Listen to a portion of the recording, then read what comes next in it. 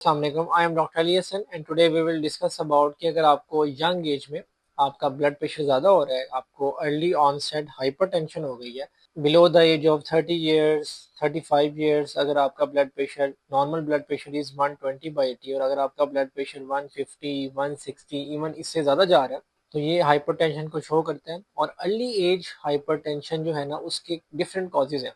It's not about कि आपकी family में पेरेंट्स को ब्लड प्रेशर का मसला था, या आपकी फैमिली में और किसी सिबलिंग्स को, रिलेटिव्स को, क्लोज रिलेटिव को, फर्स्ट डिग्री रिलेटिव को ब्लड प्रेशर का मसला था, उसकी वजह से आपको हाइपरटेंशन हो गई है।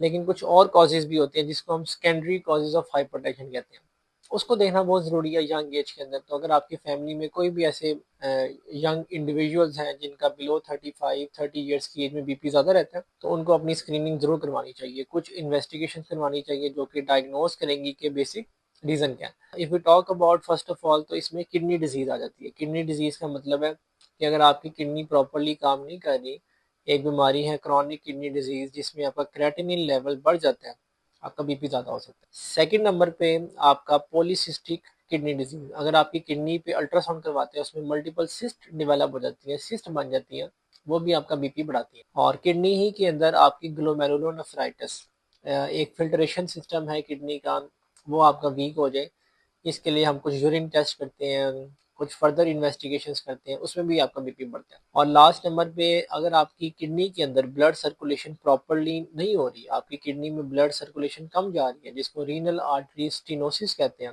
कि जो खून की शरेआन आपके गुर्दों को सप्लाई कर रही है उसमें तंगी आ गई है, रुकावट आ गई है, इसका भी अल्ट्रासाउंड होता है, डॉपलर अल्ट्रासाउंड होता है, उसमें पता लग जाता है कि आपकी किडनी का ब्लड फ्लो ठीक है या नहीं है। अगर वो भी कॉम्प्रोमाइज है तो भी आपका ब्लड प्रेशर ज़्यादा होता है। जनरली इसमें पेशेंट यंग एज में 150 160 हाई ब्लड प्रेशर होता है, और इवन सिंगल एंटी हाइपरटेंशन लेने से भी आपका बीपी अगर नहीं कंट्रोल हो रहा तो आपको ये टेस्ट जरूर करवाने चाहिए। अगर हम किडनी के अलावा बात करें क्या कि और कॉज हो सकते हैं जो कि आपका बीपी बढ़ाते हैं, तो उसके अंदर आपके एंडोक्राइन कॉज है, कुछ हार्मोन्स हैं जो कि डिफरेंट जगह से निकलते हैं आपकी बॉडी में, अगर वो डिस्टर्ब हो जाए तो भी आपका ब्लड प्रेशर ज़्यादा रहता है।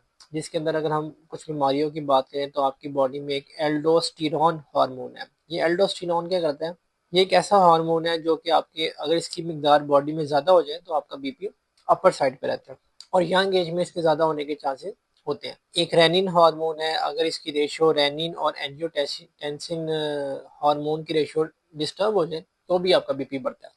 ऑब्वियसली इसके ब्लड टेस्ट हैं, ये ब्लड टेस्ट से डायग्नोज किया जा सकता है। बीमारी को कौन सिंड्रोम कहते हैं, एक कुशिंग सिंड्रोम है जिसमें आपकी बॉडी में कॉर्टिसोल हार्मोन है, स्ट्रेस हार्मोन है, वो बढ़ जाते हैं जिससे आपका बीपी ज़्यादा होता है। ये सारे हार्मोन्स की हम बात कर रहे हैं, एल्डोस्टेरोन, रेनिन, कॉर्टिसोल लेवल, ये डिफरेंट टाइप्स के हार्मोन है, बॉडी में डिफरेंट जगह से निकलते हैं और आपके बीपी को बढ़ाते हैं।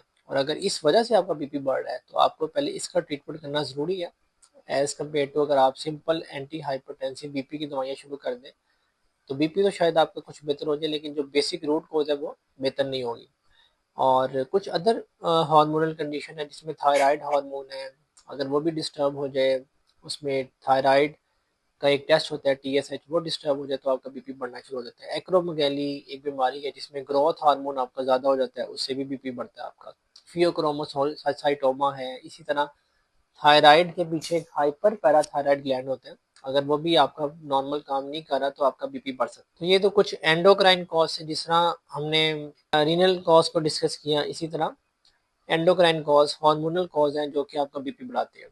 और लास्ट नंबर पे अगर हम एक दो और कंडीशंस को डिस्कस करें, तो एक बीमारी है ऑब्स्ट्रक्टिव स्लीप एपनिया। अगर एक बहुत ओबीस मेल है या फीमेल है यंग एज में, तो जो स्लीप एपनिया, यानी कि अगर खराटे ज़्यादा लेती हो या आप दिन के टाइम बैठे बैठे सो जाते हो, तो इसको ऑब्स्ट्रक्टिव स्लीप एपनिया कहते हैं, इसमें भी बीपी बढ़ता है आपका। और यंग एज में ओबेसिटी मेन कल्प्रिट है जो कि OSA करती है, ऑब्स्ट्रक्टिव स्लीप एपनिया करती है, उसमें बीपी भी आपका अपर साइड पे रहता है। और लास्टली कुछ दवाइयां हैं, ड्रग्स हैं जो कि आपका बीपी बढ़ा सकती हैं यंग एज में, कुछ पेन किलर्स हैं, कुछ एंटीबायोटिक्स हैं, और ये आपकी बॉडी में सॉल्ट इंटेक ज़्यादा करती है और उससे आपका बीपी बढ़ सकता है।